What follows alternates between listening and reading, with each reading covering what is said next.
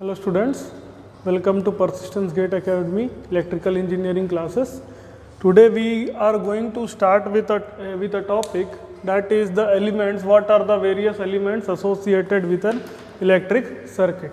ठीक है, electric circuit के साथ क्या क्या एलिमेंट एसोसिएटेड है. अगर इसको हम लोग कैटेगराइज करें तो basically two types of element associated होते हैं. That is the active elements. Active elements में क्या आएगा? वेरियस पावर सोर्सेस और which are having capability to generate power. जो पावर को जनरेट कर सकते हैं उनको हम लोग एक्टिव एलिमेंट कहते हैं. ठीक है. और सेकेंड एलिमेंट हम लोग कहते हैं जिसको बोलते हैं पैसिव एलिमेंट्स. पैसिव एलिमेंट्स क्या होते हैं? Passive elements are those elements which can absorb power या dissipate energy, जो एनर्जी डिसिपेट कर सकते हैं. नहीं तो which are having ability to store energy in form of something. Store energy in some other forms. किसी दूसरे फॉर्म्स में एनर्जी को स्टोर कर सकें, इसको हम लोग बोलते हैं पैसिव एलिमेंट्स. अब ये एक्टिव एलिमेंट को अगर हम लोग कैटेगराइज करें तो further active elements are considered to be a power source. Power source can be categorise as और डीसी पावर सोर्स, या इसको भी हम लोग अगर कहें कि अगर पावर सोर्स की स्टडी करते हैं तो हम लोग एक आइडियल पावर सोर्स की बात करते हैं. Ideal power source. और दूसरा होता है हमारा practical power source.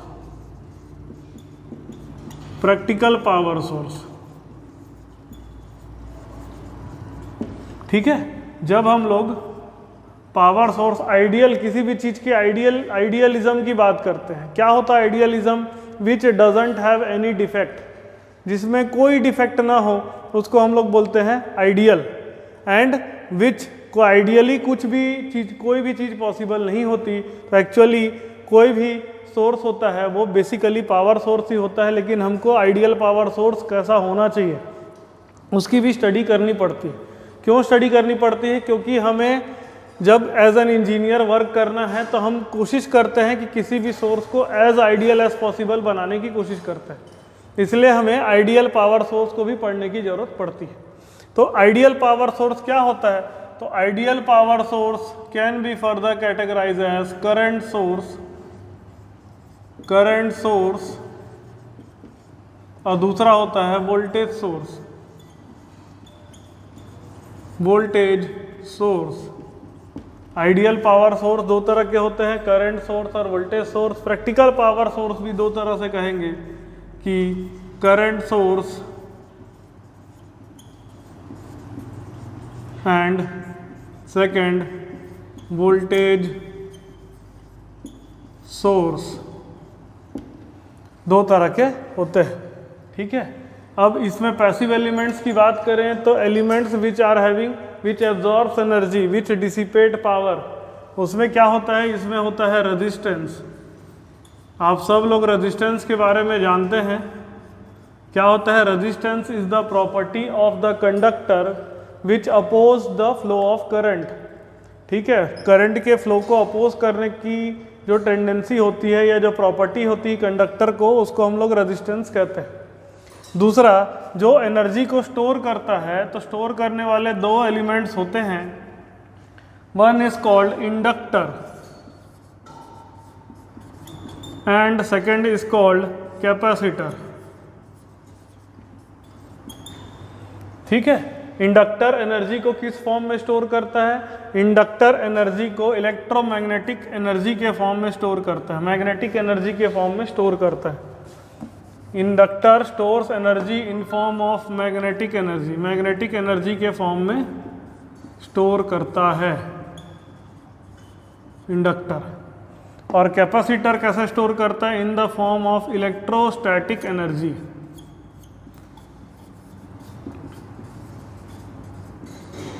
Electrostatic energy के फॉर्म में कैपेसिटर जो है एनर्जी को स्टोर करता है। तो ये बेसिकली हो गया हमारा active elements and passive elements. जिस तरह से पावर सोर्स में भी आइडियल और प्रैक्टिकल, पावर सोर्स में आइडियल और प्रैक्टिकल दोनों हैं एक्टिव एलिमेंट में, उसी तरह से पैसिव एलिमेंट में भी आइडियल एंड प्रैक्टिकल दोनों हैं। तो रेजिस्टेंस में भी एक आइडियल रजिस्टर होगा और दूसरा होगा प्रैक्टिकल रजिस्टर, प्रैक्टिकल रजिस्टर। उसी तरह से इंडक्टर में भी आइडियल एंड प्रैक्टिकल दोनों होंगे, ideal inductor and practical inductor. Similarly ideal capacitor and practical capacitor. इसके बारे में एक एक करके हम लोग स्टडी करते हैं, ठीक है। अब हम लोग देखते हैं एक्टिव एलिमेंट्स। एक्टिव एलिमेंट्स को और थोड़ा सा डिटेल स्टडी करते हैं। तो हमने पिछले स्लाइड में देखा कि एक्टिव एलिमेंट्स को दो तरह से कैटेगराइज किया जा सकता है। One is ideal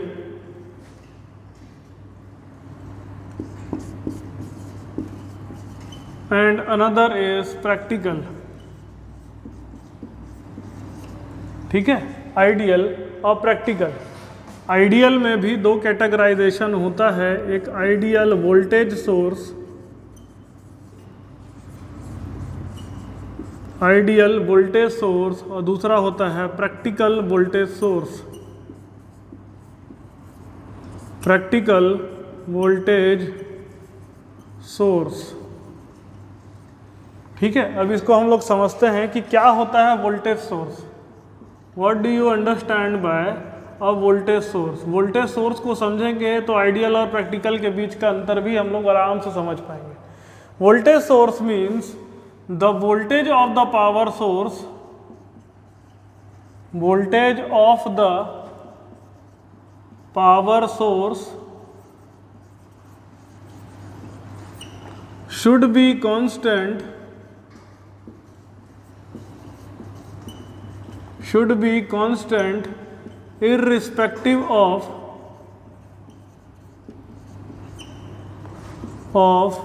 changing load conditions, changing load conditions, ठीक है। ये होता है हमारा आइडियल वोल्टेज सोर्स। अब समझते हैं क्या है।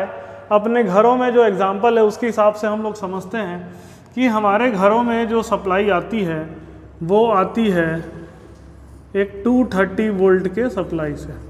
230 वोल्ट 50 हर्ट्ज सप्लाई हमारे घरों में आती है। अब क्या होता है कि इस घर में जो सप्लाई आती है उसमें कई सारे लोड कनेक्टेड होंगे, कई सारे लोड कनेक्टेड होते हैं और सारे के सारे लोड जो हैं वो पैरेलल कनेक्शन होते हैं, ठीक है। लोड क्या है? जो भी इलेक्ट्रिकल एनर्जी कंज्यूम कर रहा है उसे हम लोग लोड कहते हैं। ये सारी चीज़ें लोड होता है। मान लो आपके घरों में कुछ फ़ैन हैं, मान लो आपके घर में 5 फैंस हैं, ठीक है। कुछ लाइट्स हैं आपके यहाँ, लाइट बल्ब्स हैं, तो लाइट बल्ब की गिनती मान लेते हैं 10 लाइट बल्ब्स है आपके घर में। उसके बाद आपके घर में एक फ्रिज है, ठीक है, ये फ्रिज है। उसके बाद मान लो आपके घरों में एसी भी चलता है, आपके घर में एक कनेक्शन एसी का भी है, ठीक है। ऐसे करके अलग अलग लोड होते हैं हमारे घरों में। ये सारे लोड को हम लोग, जो लोड क्या है बेसिकली जो इलेक्ट्रिकल एनर्जी कंज्यूम करके हम जिसका यूज़ कर रहे हैं वो क्या होता है? लोड होता है। तो क्या हो रहा है इसमें, यहाँ पर देखिए कि आप हमेशा 5 फैंस कंप्लीट तो नहीं चला के रखोगे, कभी आप 2 फैन चला के रखोगे, कभी आप 3 फैन चला के रखोगे, कभी पूरा 5 फैन भी चला के रखोगे। उसी तरह से ये लाइट भी आप हमेशा सारे लाइट बल्ब एक साथ तो नहीं जलाते हो, कभी एक लाइट बल्ब जलाओगे, कभी 2 लाइट, दिन में आप एक भी लाइट बल्ब नहीं जलाते हो। तो ये सब जो कंडीशन आ रही है, लाइट, फ्रिज, ये सब का जो है ये आपका अलग अलग वेरी करते रहता है। कभी आप फ्रिज तो समझ लीजिए कंटिन्यूसली चलता है, लेकिन एसी कंटिन्यूसली नहीं चलता। तो क्या हो रहा है ये समझ लीजिए कि कई सारे लोड कभी कनेक्ट हो रहे हैं, कभी कनेक्ट नहीं भी हो रहे हैं। Means this is called changing load condition. Load continuously आपका चेंज हो रहा है। लोड कंटिन्यूसली चेंज हो रहा है तो यहाँ से आने वाला करंट, ठीक है, यहाँ से आने वाला current it is continuously changing also. Current continuously आपका चेंज होता है, ठीक है। कभी आपके घर के मेन सप्लाई से 5 एम्पियर करंट आएगा, कभी आपके घर के मेन सप्लाई से 16 एम्पियर का करंट सप्लाई होगा, कभी आपके घर के मेन सप्लाई से 10 एम्पियर करंट सप्लाई होगा। मतलब ये करंट की वैल्यू कंटिन्यूसली चेंज होते जा रहा है। क्या चेंज नहीं होता है? ये जो वोल्टेज है, ये वोल्टेज की वैल्यू कभी चेंज नहीं होती है, ठीक है। आइडियली ये माना जाता है कि वोल्टेज की वैल्यू चेंज नहीं होती, बट प्रैक्टिकली ये चेंज हो जाती है। इसलिए हम कहते हैं कि आइडियल वोल्टेज सोर्स होता ही नहीं। होता क्या है? Practical voltage source. लेकिन आइडियल वोल्टेज सोर्स किसको कहेंगे? जब ये वोल्टेज की वैल्यू, कितना भी लोड चेंज होते रहे, ये वोल्टेज की वैल्यू चेंज कभी ना हो, तो उसको हम लोग क्या बोलते हैं? आइडियल वोल्टेज सोर्स कहते हैं। मतलब करंट की वैल्यू चेंज होने से वोल्टेज की वैल्यू चेंज नहीं हो रही है, तो उसको हम लोग बोलेंगे ideal voltage source. Means voltage should be constant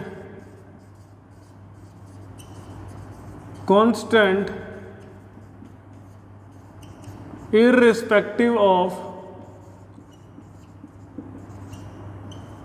change in current।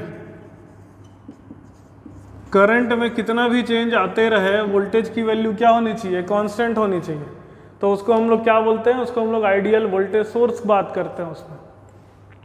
तो अब आइडियल वोल्टेज सोर्स का अगर आप कर्व प्लॉट करोगे, the curve between ideal voltage source means curve of voltage and current, voltage respect to current in an ideal voltage source, it should be straight line, a constant line. एक constant line होना चाहिए।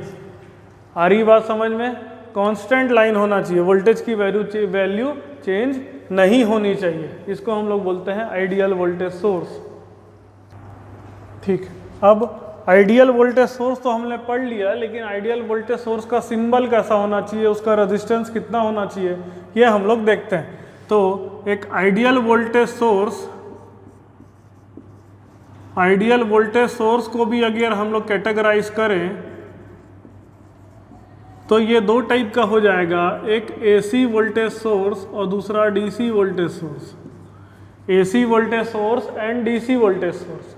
तो AC voltage source किस तरह का होता है? AC voltage source को हम लोग ऐसा रिप्रेजेंट करते हैं, AC voltage source it will be having some voltage value, कुछ एक वोल्टेज मैग्नीट्यूड होगा, और साथ साथ में उसकी फ्रीक्वेंसी को भी हम लोग इंडिकेट करते हैं। सपोज इंडिया की फ्रीक्वेंसी 50 हर्ट्ज है, तो यहाँ पर मैं 50 हर्ट्ज लिख दे रहा हूँ। और इसका इंटरनल रेजिस्टेंस की value R internal it should be equal to 0। Internal resistance कितना होना चाहिए?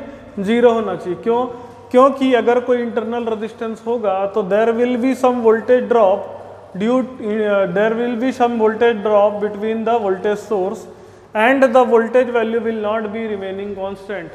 वो रिमेन कांस्टेंट नहीं रहेगा, ठीक है। जैसे कि बात करते हैं, अगर हम लोग एक 230 वोल्ट का सोर्स कंसीडर करते हैं, ठीक है, और यह 230 इसका कुछ इंटरनल रेजिस्टेंस होगा, मान लीजिए बहुत कम वैल्यू ऑफ इंटरनल रेजिस्टेंस है, सिर्फ 0.1 ओम का है, एंड इट इज कनेक्टेड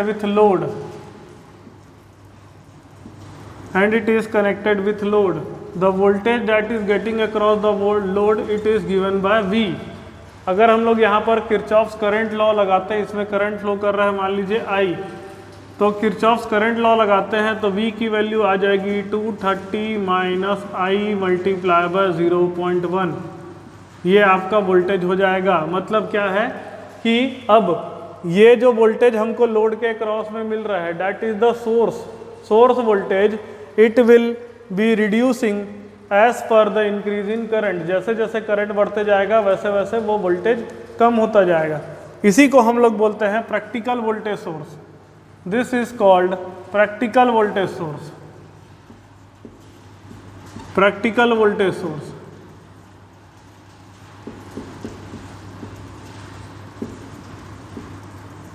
इसी को हम लोग बोलते हैं practical voltage source. Practical voltage source का अगर हम लोग कर्व प्लॉट करेंगे V और I के बीच में, कर्व प्लॉट करेंगे, there will be small decrease in value of voltage with respect to current. अगर यहाँ पर वाई एक्सिस में हम लोग वोल्टेज लिए, एक्स एक्सिस में हम लोगों ने करंट लिया, तो वोल्टेज की वैल्यू जो है वो करंट के हिसाब से थोड़ा बदलते रहता है। ठीक है, थोड़ा बदलता है, क्योंकि जनरली हम लोग जब वोल्टेज सोर्स बनाते हैं तो इसका ध्यान रखते हैं कि internal resistance should be as low as possible. ठीक है, उसी तरह से अगर डीसी वोल्टेज सोर्स की बात करें, यहाँ पर ये देखिए, ये एक्चुअली हम लोग मैग्नीट्यूड ऑफ वोल्टेज की बात करें। अगर एसी वोल्टेज की बात करें तो this is the magnitude of voltage. DC voltage source में क्या होगा, डीसी वोल्टेज सोर्स में इसको इस तरह से रिप्रेजेंट किया जाता है, ऐसा रिप्रेजेंट किया जाता है, नहीं तो ऐसा रिप्रेजेंट किया जाता है, प्लस माइनस इस तरह से रिप्रेजेंट किया जाता है। तो आइडियल वोल्टेज सोर्स को अगर आप रिप्रेजेंट करोगे तो इसमें कोई भी इंटरनल रेजिस्टेंस नहीं डालोगे, लेकिन जब प्रैक्टिकल वोल्टेज सोर्स की बात करते हैं तो there will be some internal resistance, R internal, V AC, AC voltage with R internal and DC voltage with R internal, VDC with R internal. This is your practical voltage source. ये आपका हो गया practical voltage source का।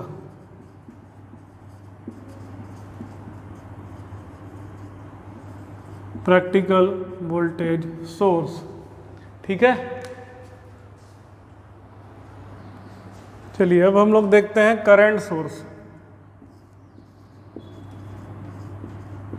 Current source, ठीक है। Current source को जैसे voltage source को हम लोगों ने डिफाइन किया कि a voltage source is that type of voltage source in which voltage doesn't change with respect to current, means voltage doesn't change with changing load condition in current source. Similarly in current source, a source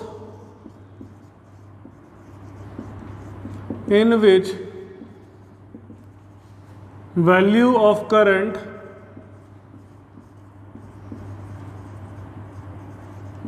does not change with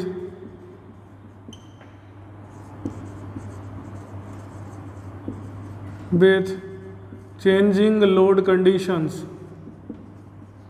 changing load conditions। Changing load conditions के हिसाब से current source की value change नहीं होती। तो इसी में अगर देखेंगे तो दो तरह का करंट सोर्स हो गया, एक हो गया आइडियल करंट सोर्स और दूसरा प्रैक्टिकल करंट सोर्स, ठीक है। तो आइडियल करंट सोर्स का अगर हम लोग कर्व प्लॉट करेंगे तो current with respect to voltage अगर प्लॉट करते हैं तो current with respect to voltage, current will be constant. Voltage बदलता रहेगा लेकिन करंट कांस्टेंट रहेगा। क्यों? क्योंकि चेंजिंग लोड कंडीशन में, इन चेंजिंग लोड कंडीशंस,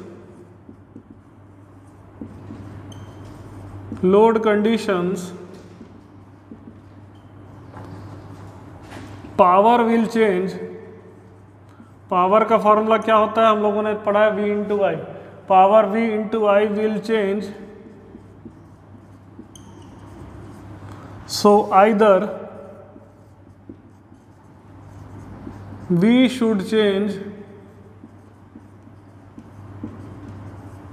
और I should change, ठीक है।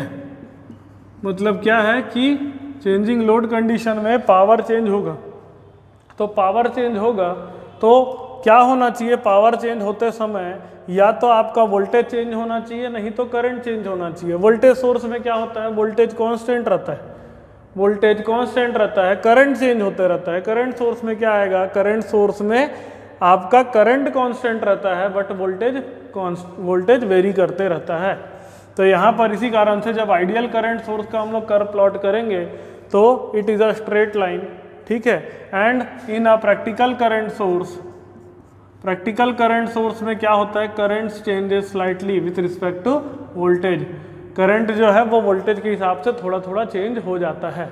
तो ये हमारा हो गया ideal current source and practical current source. Ideal current source को कैसा रिप्रेजेंट किया जाता है, ideal current source is represent by a current I with a internal resistance. Internal resistance of the current source is parallel with the current, ठीक है, current के parallel में होता है और इंटरनल रेजिस्टेंस की वैल्यू होनी चाहिए R internal should be equal to infinity. क्यों ऐसा? क्योंकि ये इन्फिनिटी होगा तो इस पाथ में करंट फ्लो नहीं करेगा, पूरा का पूरा करंट जो है वो इधर ही जाएगा अगर आर इंटरनल इन्फिनिटी होगा तब। प्रैक्टिकल करंट सोर्स में आर इंटरनल इन्फिनिटी नहीं हो पाता है। R internal is a high value, R internal is a high value, एक हाई वैल्यू का रेजिस्टेंस होता है आर इंटरनल, है ना। तो इसी कारण से सम करंट, मान लो आई इंटरनल, कुछ इंटरनल करंट सर्कुलेट करता है और बाकी जो बचे current I minus I internal, ये किस पे डिपेंड करेगा? आई इंटरनल विल बी, इसके अक्रॉस का अगर मैं वोल्टेज, लोड के अक्रॉस का वोल्टेज को V मान लो तो आई इंटरनल की वैल्यू हो जाएगी V अपॉन आर इंटरनल। तो जितना अधिक होगा आर इंटरनल उतना कम आपका आई इंटरनल होगा और उतना ज़्यादा आपका I minus I internal which is equal to load current. यही मेरा क्या है? Load current. लोड यहाँ पर हमारा कनेक्टेड है आई एल, इसके अक्रॉस का वोल्टेज अगर आप V मानोगे तो हमेशा यहाँ पर आई एल की वैल्यू कांस्टेंट हो जाएगी। I L is always equal to I, but यहाँ पर I L slightly changes with V also. I L जो है वो V के हिसाब से थोड़ा बहुत चेंज हो जाता है। तो ये हो गया हमारा आइडियल एंड प्रैक्टिकल सोर्सेस। चलिए आगे हम लोग देखते हैं क्या होता है। अब देखिए, और पावर सोर्सेस को और अलग तरह से डिफाइन किया जाता है। Power sources are further defined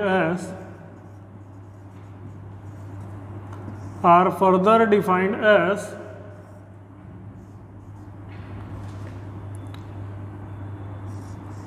independent sources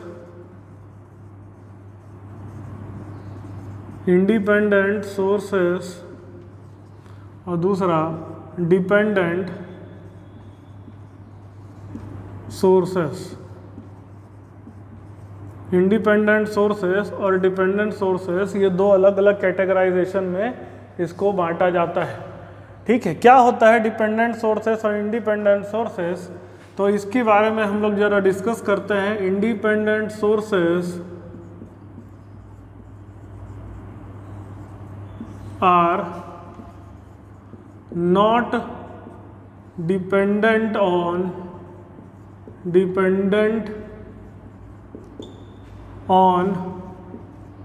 a variable of the circuit, on any variable of the circuit। किसी अलग दूसरे सर्किट में कोई दूसरा वेरिएबल होगा। क्या हो सकता है दूसरा वेरिएबल? कोई दूसरे जगह का, किसी सर्किट के किसी पार्ट का वोल्टेज, सर्किट के किसी पार्ट का करंट, उस पर डिपेंड नहीं करता। ये सिंपल सी बात है, उस पर डिपेंड नहीं करता तो उसको हम लोग बोलते हैं इंडिपेंडेंट सोर्स।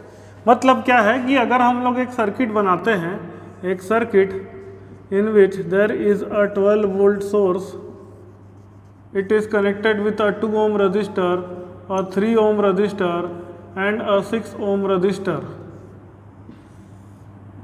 ठीक है, अब इसमें क्या क्या वेरिएबल हो सकते हैं इसको समझिए। ये 2 ohm रजिस्टर के अक्रॉस का जो वोल्टेज होगा इसको हम लोग V2 ohm लिख देते हैं। ये 3 ohm रजिस्टर का वोल्टेज होगा, इसको V3 ohm लिख देते हैं। ये 6 ohm रजिस्टर का वोल्टेज होगा, इसको V6 ohm रजिस्टर लिख देते हैं। करंट जो 2 ohm रजिस्टर्स में फ्लो हो रहा है इसको I2 ohm लिख देते हैं। करंट जो 3 ohm रजिस्टर में फ्लो कर रहा है इसको I3 ohm लिख देते हैं। और करंट जो 6 ohm रजिस्टर्स में फ्लो कर रहा है इसको I6 ohm रजिस्टर कह देते हैं। अब आप जरा बताइए कि ये जो 12 वोल्ट है ये किसी दूसरे वोल्टेज पे डिपेंड करेगा क्या? नहीं करेगा। क्यों नहीं करेगा? ये इंडिपेंडेंट सोर्स है, ये हमेशा 12 वोल्ट ही रहेगा। किसी पार्ट का करंट या वोल्टेज अगर बदल भी जाता है उसके ऊपर कोई डिपेंडेंसी उसकी नहीं है। It will remain 12 ohm register. उसके करंट की वैल्यू क्या आ रही है, किसी जगह के वोल्टेज की वैल्यू क्या आ रही है, उस पर कोई डिपेंडेंसी नहीं है इसका। इसको हम लोग बोलेंगे independent source, independent voltage source, क्योंकि ये वोल्टेज दे रहा है। इसी तरह से अगर हम लोग एक इंडिपेंडेंट करंट सोर्स लेते हैं, ये 3 एम्पियर का करंट सोर्स है, यहाँ पर एक 2 ओम का रजिस्टर है, इसके क्रॉस का वोल्टेज V2 ओम और इसके क्रॉस का करंट I2 ओम। सिमिलरली नीचे का रजिस्टर है 3 ओम का, इसके क्रॉस का वोल्टेज है V3 ओम एंड इसके क्रॉस का करंट है I3 ओम। I3 ओम। फिर अब लोग आगे देख लेते हैं, यहाँ पर एक 6 ओम का रजिस्टर है, इसके क्रॉस का वोल्टेज है V6 ओम और इसके क्रॉस का करंट है I6 ओम। ठीक है, अब इसको हम लोग ऐसा बना दिए, तो ये क्या है, ये जो करंट सोर्स की वैल्यू है ये हमेशा 3 एम्पियर रजिस्टर ही 3 एम्पियर करंट ही होगी कंटिन्यूसली हमेशा, चाहे कहीं का वोल्टेज कुछ भी आ जाए उसके ऊपर डिपेंड नहीं करता। तो इसको बोलते हैं इंडिपेंडेंट सोर्स। अभी तक आप जो नॉर्मल सर्किट सॉल्व करते हो वो सारे एग्जांपल्स हैं इंडिपेंडेंट सोर्स वाले सर्किट के। ठीक है, अब हम लोग आते हैं नेक्स्ट कि हमारा what will be the dependent sources. Dependent sources क्या। ठीक है, अब हम लोग आगे बढ़ते हैं, जो हमारा है dependent sources. Dependent sources, dependent source 4 तरह के होते हैं। एक वोल्टेज कंट्रोल्ड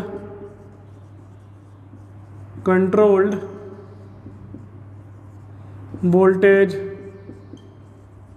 सोर्स,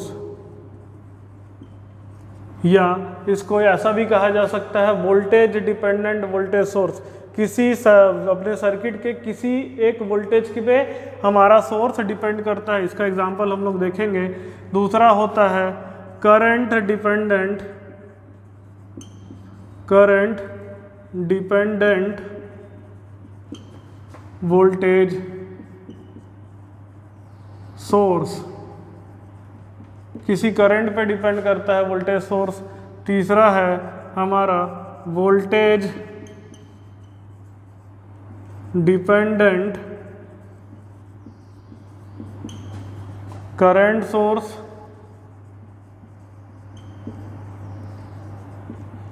और चौथा हमारा है करंट डिपेंडेंट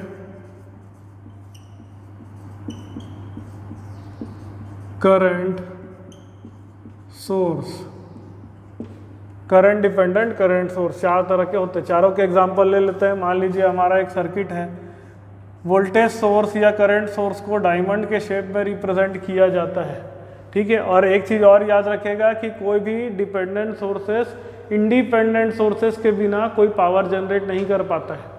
तो अगर हम एक सर्किट लेते हैं जिसमें हमारा ये एक 12 वोल्ट का बैटरी है, there is a resistor which is 2 ohm resistor, there is a current source, sorry there is another voltage source but this is a dependent voltage source, और इसकी वैल्यू को मैं लिखता हूँ 2V, और V क्या है, that is the voltage across this 2 ohm resistor।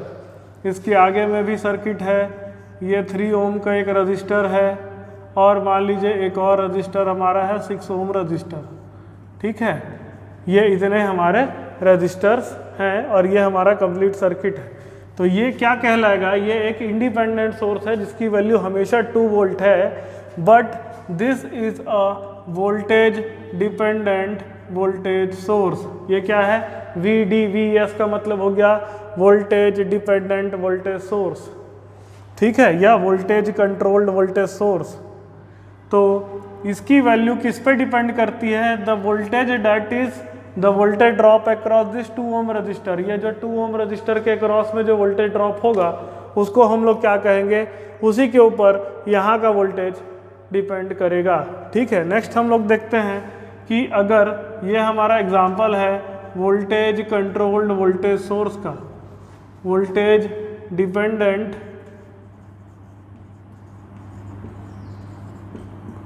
Voltage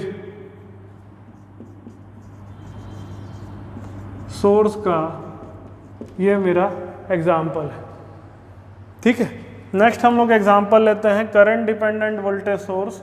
तो फिर से सेम सर्किट लेते हैं लेकिन थोड़ा सा मॉडिफाई करूंगा मैं। एक 12 वोल्ट का सोर्स है it is a 2 ohm resistor, the current flowing through this 2 ohm resistor it is small I. Suppose मान लेते हैं स्मॉल I का करंट फ्लो कर रहा है, यहाँ पर हमने एक करंट सोर्स बनाया जो कि डिपेंडेंट करंट सोर्स है और इसकी वैल्यू मान लिख देते हैं 2I। तो यहाँ के वोल्टेज की ये वोल्टेज सोर्स है, यहाँ का जो वोल्टेज है वो 2 times of the current, this value of current होगा। ठीक है, तो इसको ये एग्जांपल है आपका करंट डिपेंडेंट वोल्टेज सोर्स। ये एग्जांपल आपका हो गया करंट डिपेंडेंट वोल्टेज सोर्स का। करंट डिपेंडेंट वोल्टेज सोर्स क्या है, फिर से एक बार बता देता हूँ, किसी जगह के करंट, ठीक है, यहाँ पर इस पर्टिकुलर सर्किट में दिस 2 ओम रजिस्टर का करंट, ये आपके यहाँ का वोल्टेज इस ये करंट पे डिपेंड कर रहा है। The voltage source, this voltage source depends on this current, that is why it is called current dependent voltage source. यह कहलाएगा करंट डिपेंडेंट वोल्टेज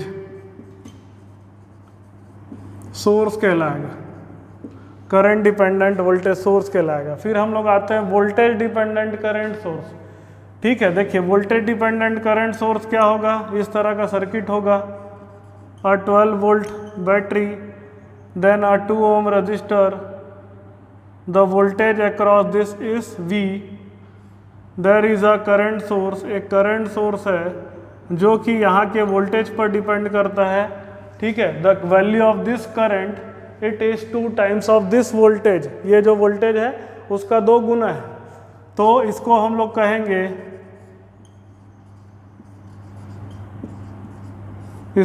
कहेंगे, वोल्टेज डिपेंडेंट करंट सोर्स,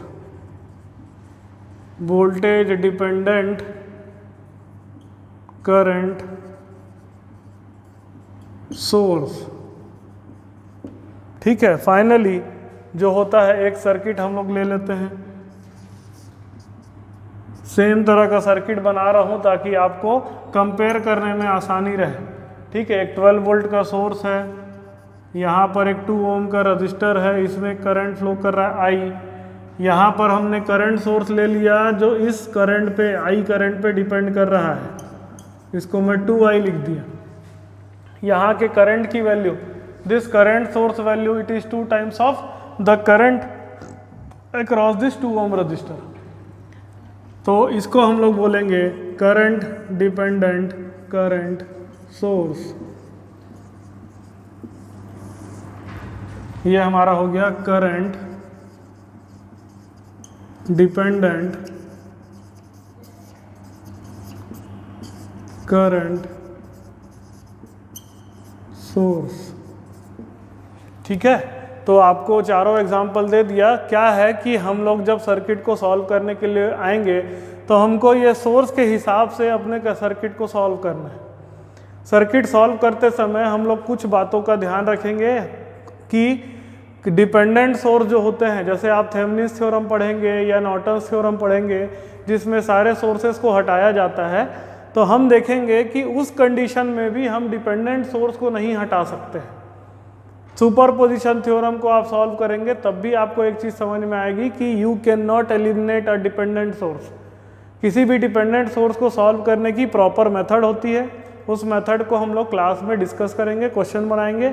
लेकिन आपको पहले ये डिटेल पता होना चाहिए कि वोल्टेज डिपेंडेंट वोल्टेज सोर्स एक वोल्टेज सोर्स होता है जो कहीं के वोल्टेज पर डिपेंड करता है।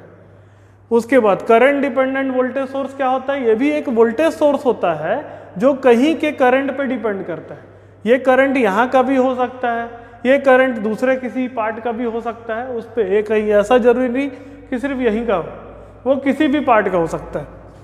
तीसरा, वोल्टेज डिपेंडेंट करंट सोर्स भी ये एक करंट सोर्स होता है जो कहीं के वोल्टेज पर डिपेंड करता है। यहाँ पर पर्टिकुलरली 2 ओम रजिस्टर का जो वोल्टेज है उस पर डिपेंड कर रहा है। और फाइनली जो करंट डिपेंडेंट करंट सोर्स है वो कहीं के करंट पे डिपेंड करता है और ये भी एक करंट सोर्स होता है। ठीक है, तो हमको इसको, ये बेसिक आपका लेक्चर चल रहा है, बेसिक लेक्चर में ये कुछ बातें आपको दिमाग में रखनी होगी। उसके बाद ही आप क्वेश्चंस को सॉल्व प्रॉपर तरीके से कर पाएंगे, आप समझ पाएंगे। ठीक है, उसके बाद जब आप आगे चल करके पावर इलेक्ट्रॉनिक्स या एनालॉग इलेक्ट्रॉनिक्स जैसे सब्जेक्ट को पढ़ेंगे, तब आपको voltage dependent voltage source, current dependent current source, ये सारे तरह के सोर्स आपको देखने को मिलेंगे कि कहीं के वोल्टेज पे या कहीं के करंट पे डिपेंड कर रहा है। ठीक है, तो ये आप लोग आपका बेस बनाएगा, इसलिए बहुत अच्छे से इसको स्टडी करिए। Thank you.